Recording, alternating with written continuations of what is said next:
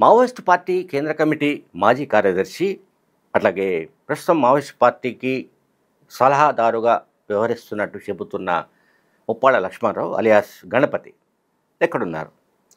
దీనిపైన ఇప్పుడు దేశవ్యాప్తంగా చర్చ జరుగుతోంది. ప్రధానంగా సెంట్రల్ ఇంటెలిజెన్స్, అట్లాగే నేషనల్ ఇన్వెస్టిగేషన్ ఏజెన్సీ ఎన్ఐఏ, అట్లాగే రీసెర్చ్ అండ్ అనాలిసిస్ వింగ్, ఇటువంటి సంస్థలన్నీ కూడా దీనిపై కాన్సన్ట్రేట్ చేస్తున్నట్టుగా తెలుస్తోంది. ఎందుకంటే మావోయిస్టు పార్టీ దాదాపు అంతిమ ఘడియల్లో ఉన్నట్టుగా కేంద్ర ప్రభుత్వం భావిస్తోంది. 2026 మార్చ్ 31 కల్లా మొత్తం మావోయిస్టు పార్టీని నిర్మూలిస్తామని కేంద్ర హోంమంత్రి అమిత్ షా ఇప్పటికే ప్రకటించిన విషయం కూడా తెలుసు.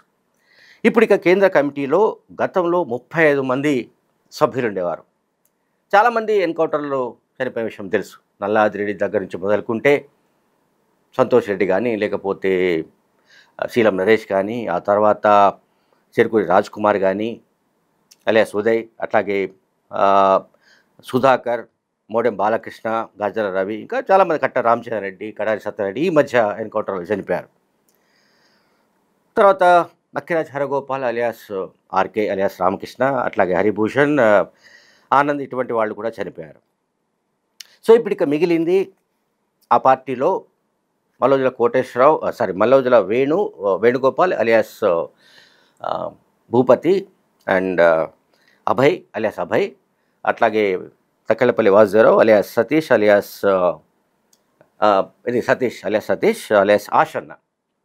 వీళ్ళిద్దరూ భారీ సంఖ్యలో తమ అనుచరులతో పెద్ద ఎత్తున తమ ఆయుధాలతో సహా లొంగిపోయిన సంగతి మనందరికి తెలుసు. ఈ ఘటనల నేపథ్యంలో ఇక మావోయిస్టు పార్టీ ఏమిటి తన భవిష్యత్తు అనే దానిపైన చర్చోపచర్చ జరుగుతున్నాయి. సరే, కొంతమంది సాయుధ పోరాటం విరమణే సరైందని మాట్లాడుతున్నారు, కొంతమంది ఏమో కాదు, సాయుధ పోరాటం జరపవలసిందే అని మాట్లాడుతున్నారు. సరే, ఈ రెండు పద్ధాల మధ్య సాయుధ పోరాట విరమణ లేదా సాయుధ పోరాటం కొనసాగింపు, ఈ రెండు పంథాల మధ్య ఆ పార్టీలో ఇంటర్నల్గా చాలా రచ్చ జరుగుతుంది, గొడవలు జరుగుతున్నాయి, ఘర్షణ జరుగుతుంది. ఈ రెండు పంథాల మధ్య జరుగుతున్న దాంట్లో అంతిమంగా ఏ పంథా గెలుస్తుందనేది మనం వేచి చూడాలి. So now coming to Ganapathi issue, నేను చెప్పినట్టుగా ముప్పాళ్ళ లక్ష్మణరావు గణపతి ఎక్కడున్నారు అని దానికి సంబంధించి కేంద్ర హోంమంత్రిత్వ శాఖ వర్గాల ద్వారా అందిన సమాచారం ప్రకారం ఆయన ప్రస్తుతం అడవిలో లేడు. ఆయన అర్బన్ ప్రాంతాల్లో ఉన్నాడు. ఈ అర్బన్ ప్రాంతాల్లో ఎక్కడ అనేది ఎవరికీ తెలియదు. కొద్ది రోజుల క్రితం, అంటే మల్లోజుల వేణుగోపాల్, ఈ తక్కెళ్ళపల్లి వాసుదేవరావు లొంగిపోవడానికి ఒక నెల రోజుల ముందు పత్రికలో వచ్చిన కథనం ప్రకారం ఆయన ఫిలిప్పీన్స్లో ఉన్నట్టుగాను, అక్కడ తన అనారోగ్యానికి సంబంధించి చికిత్స తీసుకుంటున్నట్టుగాను వార్తలు వచ్చాయి. సరే, ఆ వార్తల్ని కేంద్ర హోంశాఖ ఖండించింది. అంటే తమకు అటువంటిది ఏమీ సమాచారం లేదని తెలియజేసింది ఫిలిప్పీన్స్ సంబంధించి. ఇప్పుడు అందుతున్న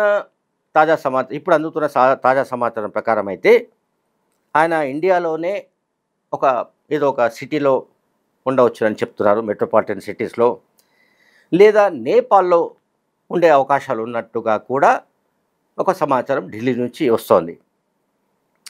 దాదాపు 70 నుంచి 75 ఏళ్ల వయసు ఉంటుంది ఆయనకు, గణపతికి.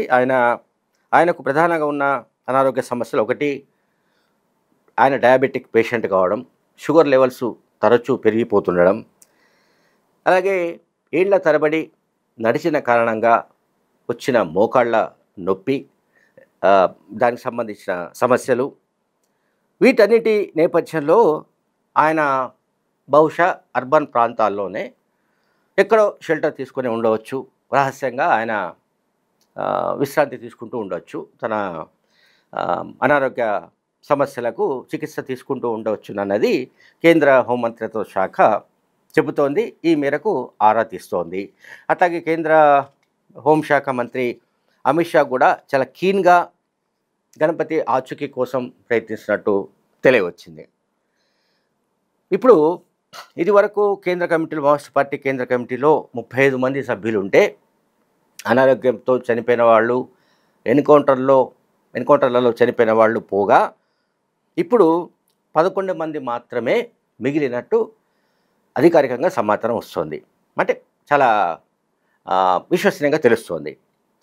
ఇందులో తెలంగాణ రాష్ట్రానికి చెందిన ముప్పాడ లక్ష్మణరావు అలియాస్ గణపతి, అట్లాగే ప్రస్తుతం మావోయిస్ట్ పార్టీ కార్యదర్శిగా నియామకమైనట్టు చెప్తున్న తిప్పిరి తిరుపతి అలియాస్ దేవ్జీ, అట్లాగే మల్లా రాజిరెడ్డి, పుల్లూరు ప్రసాదరావు, పాక హనుమంతు, పసునూరి నరహరి అండ్ వీళ్ళు కాకుండా అంటే వీళ్ళేమో ఇక్కడి వాళ్ళు, అంటే తెలంగాణకు సంబంధించిన వాడు. ఈ 6 వేణుగోపాల్, తక్కలపల్లి వాసుదేవరావుతో లొంగిపోయారు. ఆ తర్వాత ఛత్తీస్గఢ్ నుంచి 2, జార్ఖండ్ నుంచి 2 ఇందులో ఇప్పుడు సభ్యులుగా ఉన్నట్టు తెలుస్తుంది. సో ఓవరాల్గా మొత్తం 11 మంది ఇప్పుడు కేంద్ర కమిటీ సభ్యులు మిగిలారు. ఈ 11 మందిలో కూడా ఈ 2 పంథాల మధ్య ఏదైతే ఇంతకుముందు నేను మాట్లాడానో, సాయుధ పోరాటాన్ని విరమించాలా లేకుంటే సాయుధ పోరాటాన్ని కొనసాగించాలా అనే అంశాల మధ్య జరుగుతున్న ఏదైతే ఒక ఏమంటాం చర్చలు అంటామా లేకపోతే ఘర్షణ అంటామా, దీంట్లో ఎవరిది అప్పర్ హ్యాండ్ అనేది ఒకసారి మనం గమనిస్తే గణపతిదే అప్పర్ హ్యాండ్ అయ్యే అవకాశం ఉన్నట్టుగా కేంద్ర హోంశాఖ భావిస్తోంది.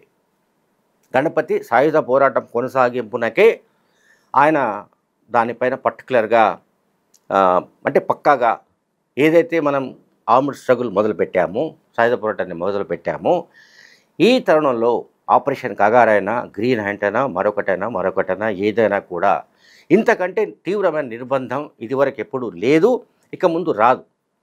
సో ఇక మనం తేల్చుకోవాల్సింది భారత సైన్యంతో మనం పార్టీని ఇట్లా సాయుధ పోరాటం కొనసాగించిన తర్వాత దెన్ ఏం జరుగుతుంది, ఏమిటి, మనం ఉంటామా చనిపోతామా అనేది పక్కన పెడితే ఈ విప్లవాన్ని మాత్రం కొనసాగించవలసిందే అని గణపతి తమ పార్టీకి సందేశం పంపినట్టుగా కూడా సమాచారం అందుతోంది. సో ఆ మేరకు ఇప్పుడు తిరుపతి, మల్లా రాజిరెడ్డి, పుల్లూరు ప్రసాదరావు అండ్ ఇప్పుడు పాక హనుమంతు, పసునూరి నరహరి. పాక హనుమంతు ఉమ్మడి నల్గొండ జిల్లా చుండూరుకు సంబంధించిన వ్యక్తిగా చెప్తున్నారు. అట్లాగే పసునూరి నరహరి ఉమ్మడి వరంగల్ జిల్లా కాజీపేట సమీపంలోని సూమిడి గ్రామానికి చెందిన వ్యక్తిగా చెప్తున్నారు. సో ఈ తెలంగాణకు సంబంధించిన వాళ్ళు కాకుండా నేను ఇంతకు చెప్పినట్టు ఛత్తీస్గఢ్, జార్ఖండ్ నుంచి ఇద్దరు చొప్పున ఉన్నారు. సో ఈ 11 మందిలో కూడా ఒకళ్ళిద్దరు డిఫరెన్సెస్ ఉన్నా కూడా మెజారిటీ మాత్రం గణపతి పక్షాన నిలబడినట్టుగా మనకు సమాచారం అందుతోంది.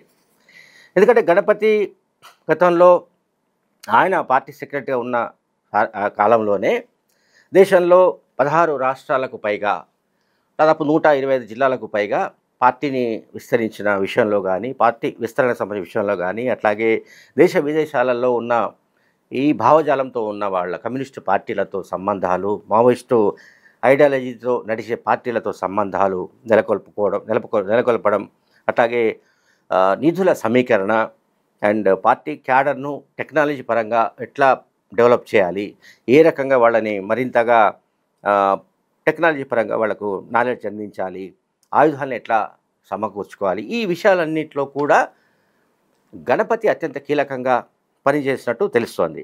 అంటే గణపతి 2018 నాటికి ఆయన తీవ్ర అనారోగ్యానికి గురైనట్టుగా సమాచారం ఉంది. అప్పుడే ఆయన తప్పుకొని నంబాళ్ళ కేశవరావుకు పార్టీ పగ్గాలు అప్పచెప్పాడు. నంబాళ్ళ కేశవరావు మొన్న మే 21న ఎన్కౌంటర్లో చనిపోయిన విషయం మనకు తెలుసు, పార్టీ కార్యదర్శి.